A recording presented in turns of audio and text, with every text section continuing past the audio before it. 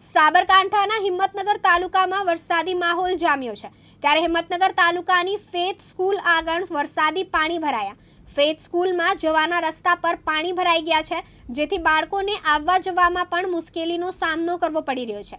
તો બાળકોને લેવા આવતા વાલીઓ તેમજ બાળકો સાયકલ લઈને આવતા હોવાથી રસ્તામાં પાણી ભરાઈ જતા બાળકો મુશ્કેલીમાં મુકાયા છે, તેમજ ત્યાંથી નીકળતા લોકો પણ તંત્ર પર રોષ ઠાલવી રહ્યા છે અને પાણી ભરાવાથી રોગચાળો ફાટી નીકળવાની સંભાવના સેવાઈ રહેલી છે, જેથી બાળકોના આરોગ્ય અને સ્વાસ્થ્યને ધ્યાનમાં રાખી તંત્ર સત્વરે યોગ્ય નિકાલ કરે તેવી વાલીઓની માંગ ઉઠી છે।